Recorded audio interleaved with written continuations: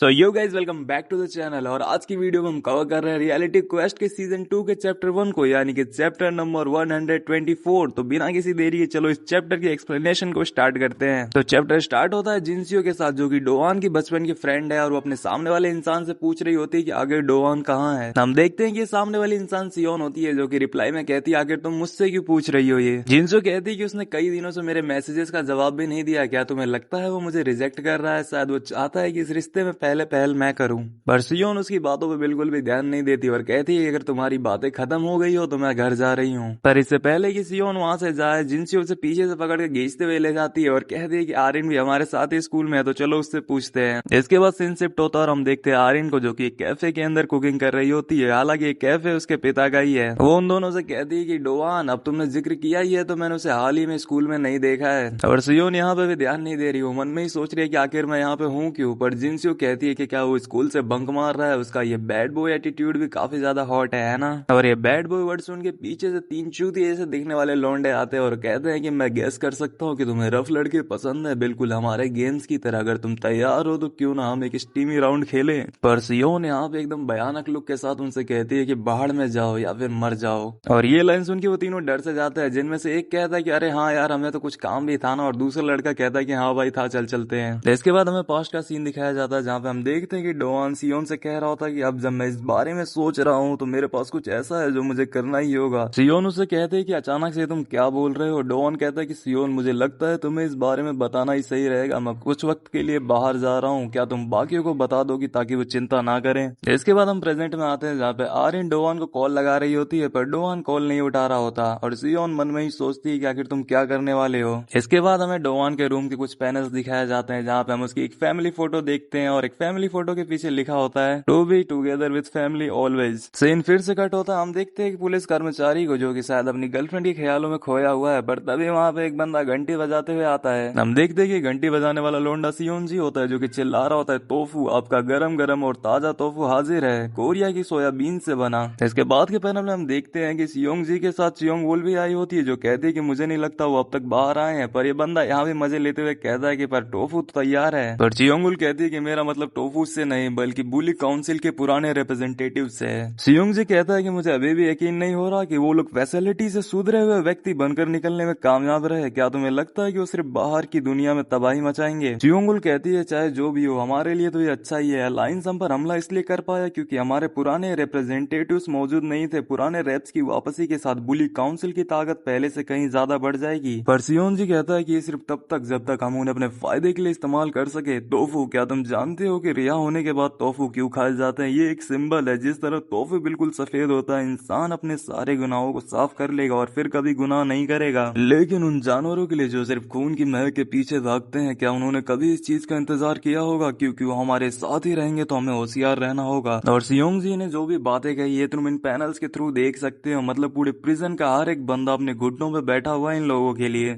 इसका सीधा सीधा मतलब है कि ये लोग कुछ ज्यादा ही ताकतवर होने वाले हैं। वेल इसके बाद सीन फिर से चेंज होता है और हम देखते हैं एक जिम को, जहाँ पे किजिन और यूशियोंग एक दूसरे से लड़ रहे होते हैं। वैसे लड़ नहीं रहे होते, किजिन अटैक कर रहा होता है और यूशियोंग उसे ब्लॉक कर रहा होता है। यूशियोंग पूछता है कि आखिर पुराने रिप्रेजेंटेटिव्स के बारे में क्या खबर है, और किजिन बताता है कि वो सब अपने इलाकों में वापस चले गए हैं, वो बस थोड़ी ताजा हवा लेने के लिए बाहर आए हैं। मुझे नहीं लगता कि वो इतनी जल्दी कुछ करने वाले हैं। यूशियोंग कहता है कि फिर ये बात स्लिम डोंग्स के मेंबर को बता दो, अगर हम उनकी फिल्मिंग करते हुए पकड़े गए तो शायद हम मारे जा सकते हैं। और इस पॉइंट पे हम देखते हैं कि किजिन यूशियोंग के मुंह पे एक घुटना बजाने ही वाला होता है, पर यूशियोंग घूम के अपने शोल्डर से उसके ऊपर एक तगड़ा अटैक मारता है, जिससे किजिन काफी दूर जाके गिरता है। और बताओ इतना गंदा अटैक मारने के बाद वो किजिन से कहता है ओ सॉरी, और किजिन कहता है कि नहीं ये काफी ज्यादा रिफ्रेशिंग था, बाकी इलाके भी काफी डरे हुए लग रहे थे सिवाय एक के, बोरमेडोंग। सियोन नाम की एक लड़की को छोड़कर बाकी सारे मेंबर्स गायब हो गए हैं बोरमेडोंग के। हालांकि यही हाल उनके रिप्रेजेंटेटिव डोवान का भी है, वो भी काफी समय से गायब है। मुझे यकीन नहीं हो रहा कि उसने ऐसे वक्त में अपनी जगह को खाली छोड़ दिया। मुझे लगता है उसमें हमेशा से ही कुछ अलग था, है ना। वेल इसके बाद सीन फिर से शिफ्ट होता है और हम देखते हैं सीए के होटल को,